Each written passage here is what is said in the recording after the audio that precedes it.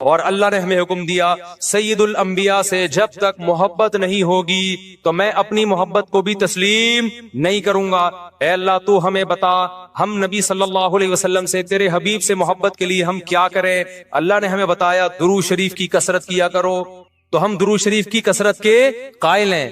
ہم نبی سے پوچھتے ہیں کہ آپ اللہ کے سفیر ہیں، یا رسول اللہ ہم آپ پہ درود کیسے پڑھیں؟ ہمارے نبی نے وہ بھی ہمیں بتا دیا، فرمایا جب دور ہو تو اللہم صلی علی محمد یہ والے درود پڑھا کرو، فرشتے مجھ تک پہنچا دیں گے، اور جب میری قبر پہ آ کے پڑھا کرو تو الصلاۃ والسلام علیک یا رسول اللہ، میں ڈائریکٹ تمہارے درود کو سن لیتا ہوں۔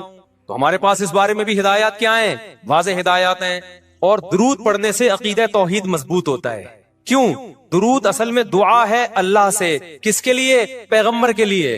اس میں اور عقیدہ بنتا ہے کہ بھائی پیغمبر بھی اللہ کی رحمت کے محتاج ہیں، تبھی تو ہمیں کہا جا رہا ہے پیغمبر کے لیے دعائیں مانگو۔ ہاں ہماری دعا کے محتاج نہیں ہے، اللہ نے تو ویسے بھی پیغمبر پہ رحم کرنا ہے، لیکن ہم انگلی کٹا کے اپنا نام شہیدوں میں لکھوا لیتے ہیں۔ تو ہمیں اللہ نے اپنے حبیب سے محبت کے اظہار کا یہ موقع دے دیا۔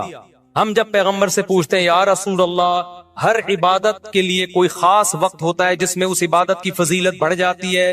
روزہ عام دنوں میں رکھو، 3 روزوں کا ثواب، 10 نیکیوں 10 روزوں کا ثواب، رمضان میں رکھو گے تو ثواب بڑھ جائے گا۔ تو یا رسول اللہ ہم آپ پہ جب درود پڑھیں تو کوئی ایسا دن ہے، کوئی ایسا ٹائم ہے جس میں درود پڑھنے سے ہمیں ثواب زیادہ ملے گا؟ آپ صلی اللہ علیہ وسلم نے فرمایا ہاں، جمعے کے دن درود پڑھنے کا ثواب، حدیث کا مفہوم ہے، عام دنوں سے زیادہ ہے۔ اس لیے ہمارے جتنے بھی اکابر ہیں وہ جمعے کے دن درود شریف کی کثرت کیا کرتے تھے۔ یا رسول اللہ آپ اللہ کے حبیب ہیں، اللہ نے قرآن میں حکم دیا ہے من یطیع الرسول فقد اطاع اللہ، جو پیغمبر کو فالو کرے گا، پیغمبر کی بات مانے گا، وہ ایسے ہی ہے جیسے اللہ کی۔ تو آپ ہمیں بتائیے درود شریف ہم نے بلند آواز سے پڑھنا ہے یا آہستہ آواز سے؟ ہمارے نبی نے ہمیں تلقین کی کیسے؟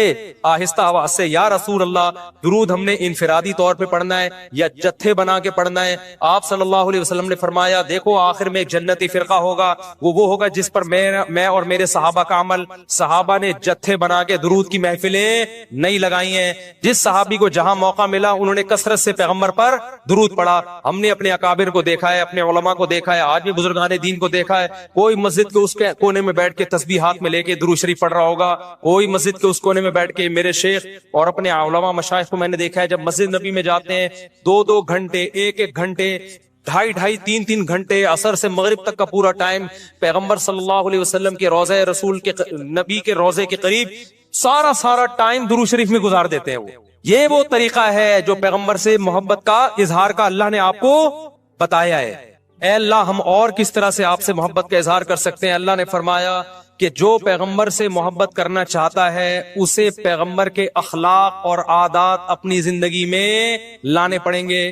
ہمارے پیغمبر صلی اللہ علیہ وسلم جب رات کو تہجد کے لیے اٹھتے تھے تو اس کا خیال کیا کرتے تھے کسی کی آنکھ نہ کھلے۔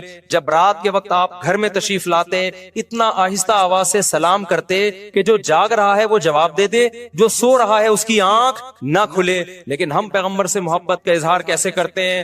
موبائلوں کے سگنل کیا ہو گئے؟ بند۔ یہ محبت کا اظہار کا کیا ہے؟ اتنے بڑے بڑے جلوس، ناچ گانے اور جو میوزک، موسیقی اور تھرکنا اور بھڑکنا اور روڈ بلاک کر دینا، سیکیورٹی کے مسائل کا کھڑا ہو جانا گورنمنٹ کے لیے، اور کس قدر لوگوں کو تکلیف اور اذیت پہنچنا، یہ پیغمبر صلی اللہ علیہ وسلم کی سیرت بولو نہیں ہے۔ یا رسول اللہ ہم آپ سے محبت کے اظہار کے لیے کون سا حلوہ پکا سکتے ہیں؟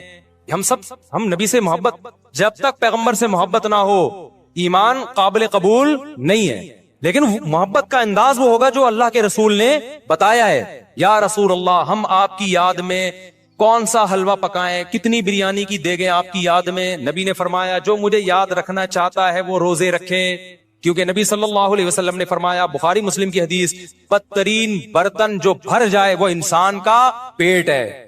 یا رسول اللہ ہم کتنا کھائیں آپ کی یاد میں؟